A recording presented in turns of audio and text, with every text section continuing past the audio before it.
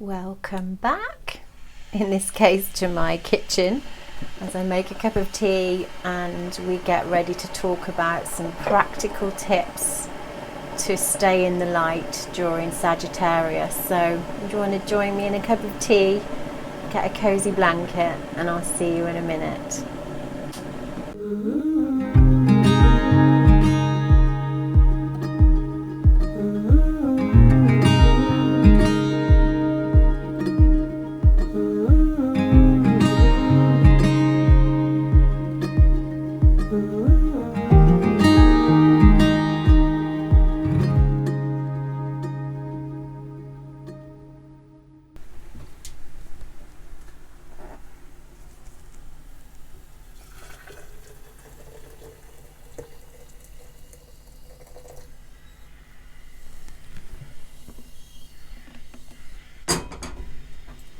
Hello, thanks for joining me.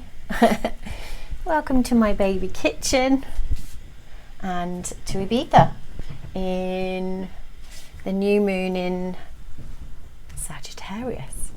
So how are you? I am really pleased to welcome you back. Thanks for coming again to chapter 2, episode 2. This is where we get a bit creative. This is where I kind of show you this time a little bit how I use the energies and how I work with them. I mean, I was a businessman. Basically, yeah. I was a businesswoman and in sales for quite a long time, like 20 years of my life.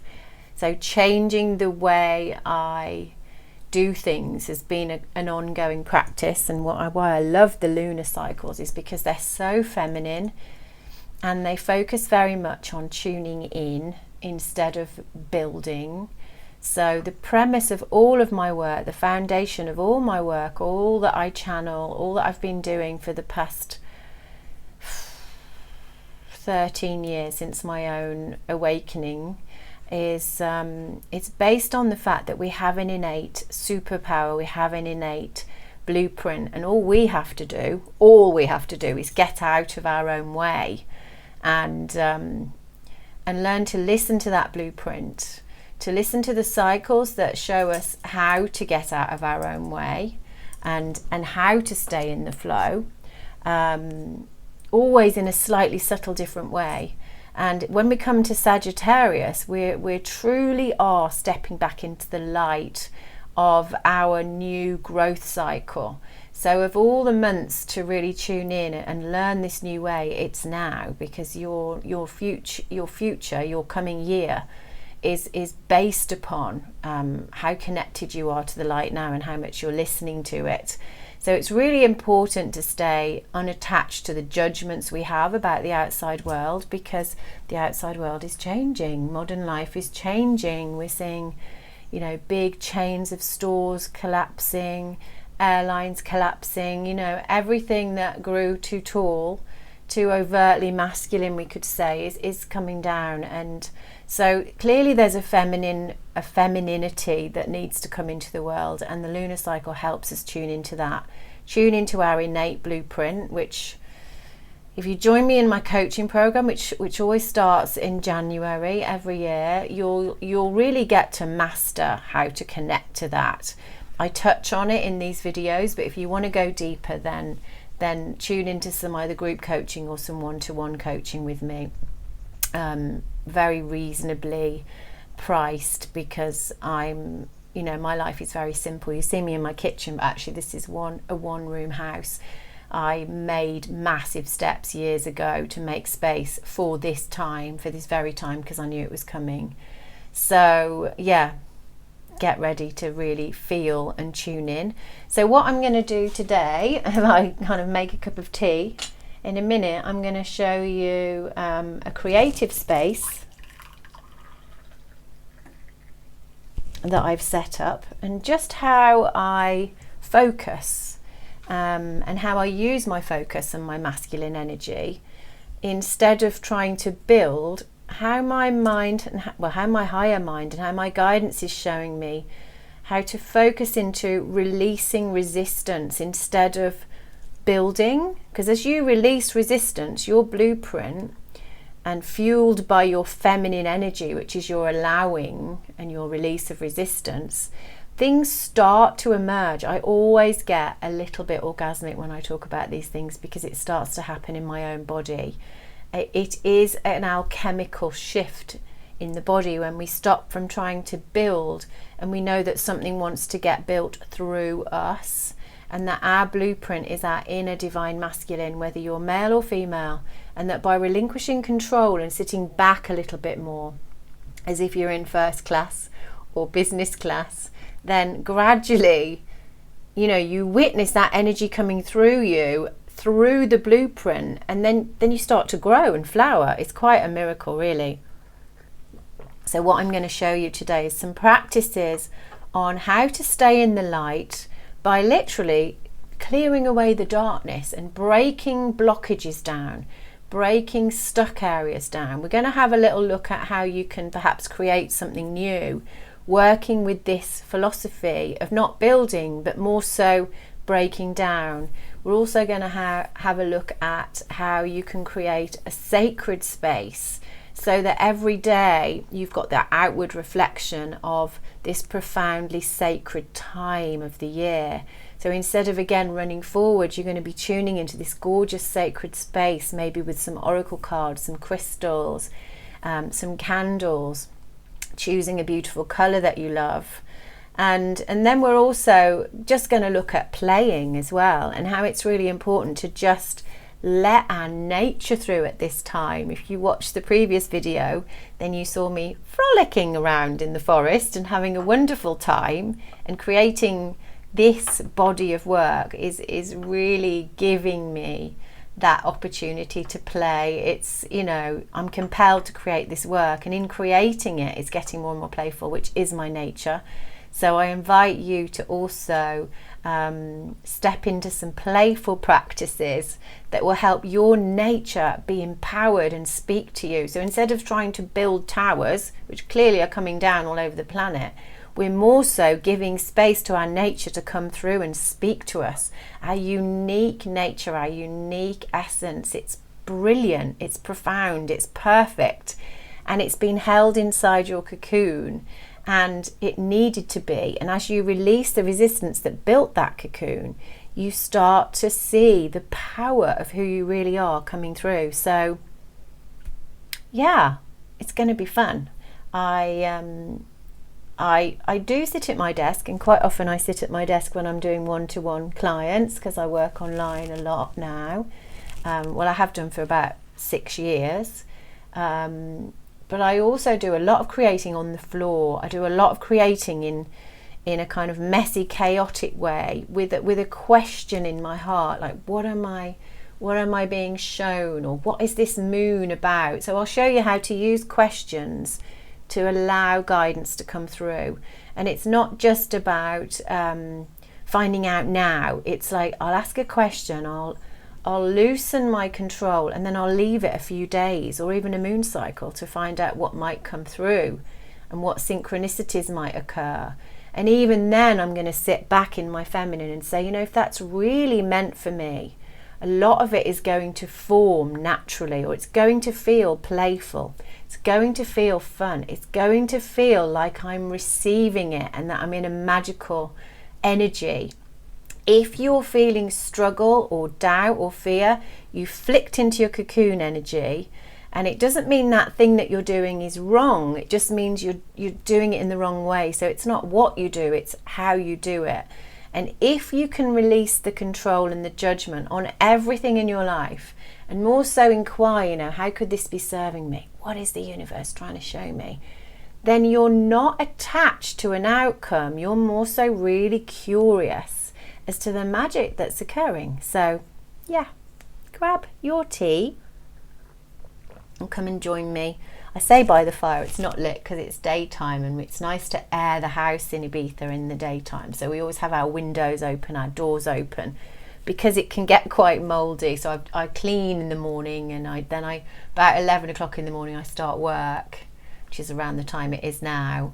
And then I have a break, and I have some lunch around 3, And then it's around 3 that you light your fire, you put your heater on, you light your candles, and you shut and batten down the hatches, as we say in England. So yeah, join me on my sheepskin rug on the floor without the fire, but I will show you the fire another time. And let's find a new way of being and intuiting and learning. I'll see you down there in a minute. So before I do that, and excuse me if the camera's wobbling a little bit, I said I'd show you how to create an altar. So before we sit down, I just thought I'd show you mine, which is in the centre of my house. So it sort of extends onto the top of this cupboard where I've got a sound bowl and my beautiful stone lady.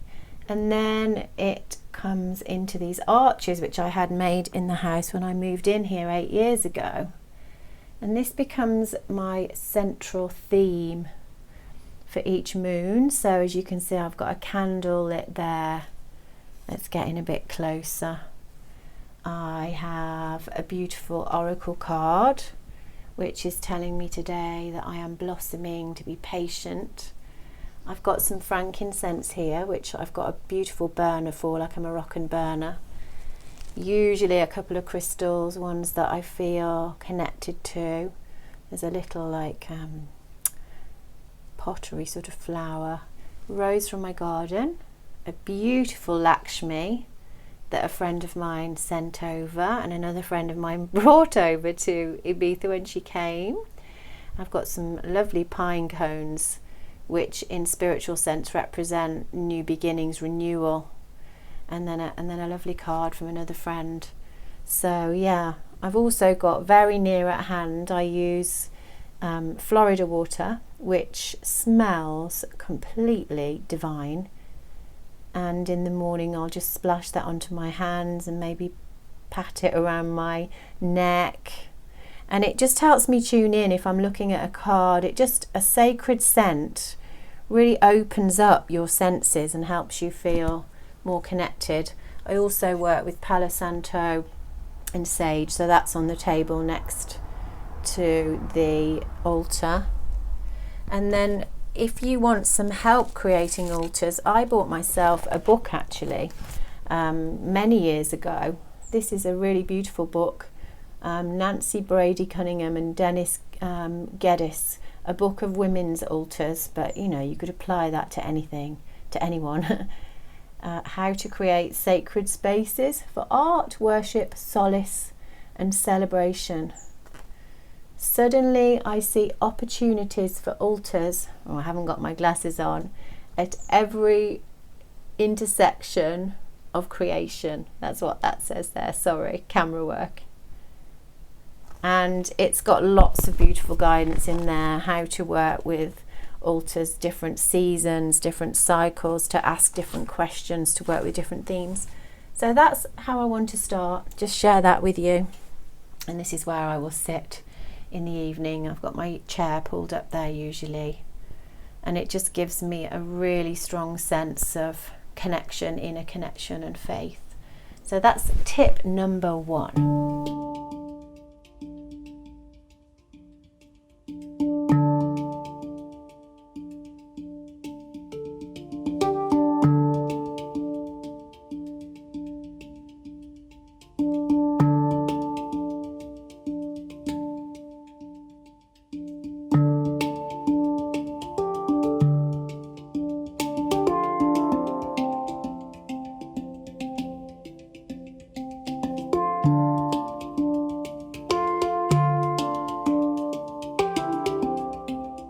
So, a creative, messy space. You've seen everything that I've put down on the floor, and I get lots of cushions, lots of magazines, my journal, my crystals.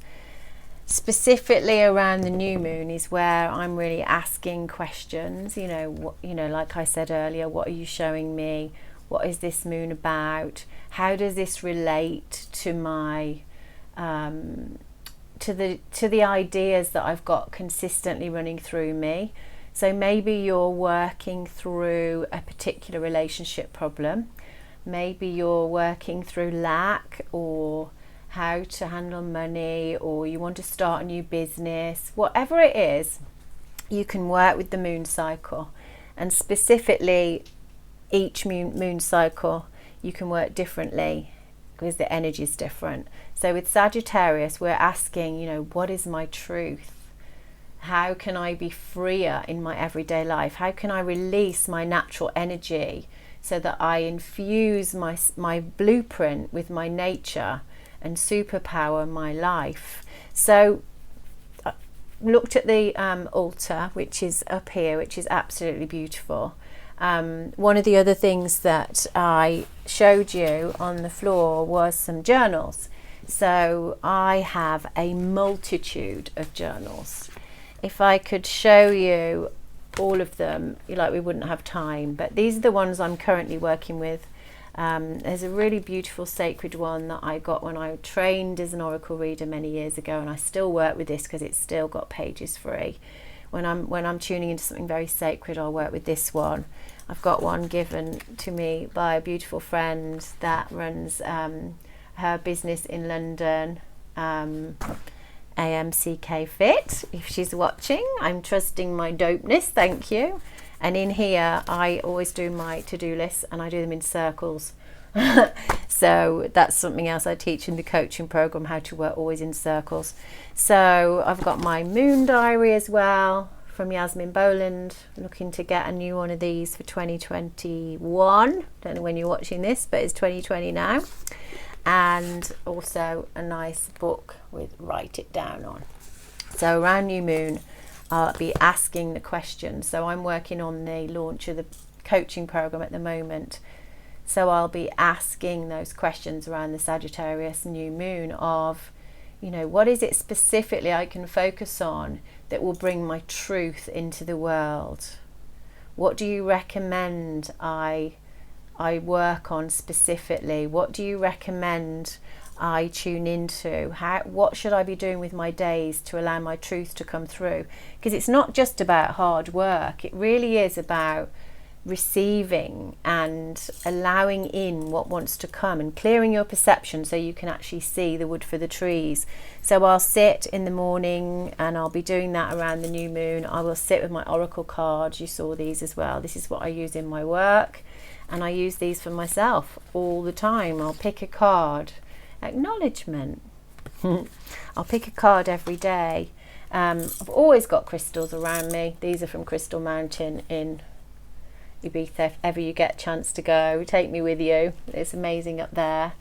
So that's tip number 2. Work with a journal. Ask questions.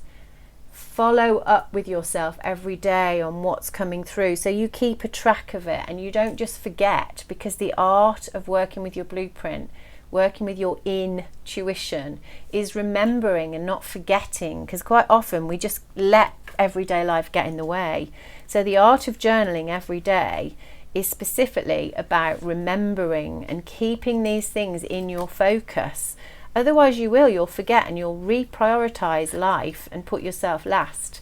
And you really do have to put your own oxygen mask on first, because how good you feel is what you can give to the world. So if you feel bad, it's no use thinking, oh, I'm such a good person and I feel so bad because I give so much.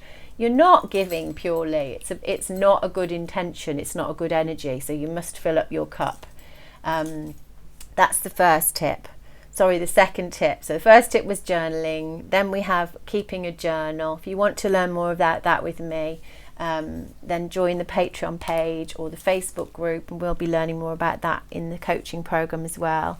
The other thing is that I keep, I call this my flojo, so my flower journal, because I see every hour of my life like a petal. So health and fitness, family, friends, my spiritual life, my mission, purpose, career, and my love and intimacy life. So I have a page for every area of my life in here. And I also make beautiful vision boards, just this size, for every moon cycle as well. So every moon cycle I've been tuning into the energies and asking, what is this moon energy about? And then I've always got heaps of magazines in my house, and people even give them to me. So, and a friend has been giving me Country Life, which is amazing, because I live a country life, but not in England anymore. So I pick out pictures and I make beautiful collages, and you'll see there's lots of intricate cutting here. I love doing that, and just doing something creative. You might knit, you might weave, you might vision board, you might sketch, you might doodle. Anything to switch the logical mind off is going to help you. So that is tip number 3. I found a book as well recently. We've got a local shop where people drop books off, and so I found this book. So that's giving me lots of inspiration. Easter Island, it's just full of ancient sacred spaces, which is, you know, so much up my street. So I surround myself with inspiration and ancient information, because modern life, it just makes us believe that, you know, that the world is actually collapsing, and it's not. Human culture, human conditioning is falling down, but the ancient information is still there, and I believe we're getting redirected to an ancient time, which is the lunar cycles, which is what really grows everything and us, and we've disconnected for the longest time, and it's time for us to come back, to crack through our cocoon and tune into our absolutely perfect and exquisite divine energy within and benefit from it. So I hope this was enjoyable for you. I'm going off now to do a bit of supermarket shopping, everyday life, and then just enjoying this time, and less is more right now. Less is more. Breathe through the fear, breathe through your contractions. Know that you're guided, know that you're held, know that you're shown, and more life will prove to you what has always been there and who you already are. So trust in your truth, trust in the fact that freedom is natural, abundance is natural, and you will activate your superpower.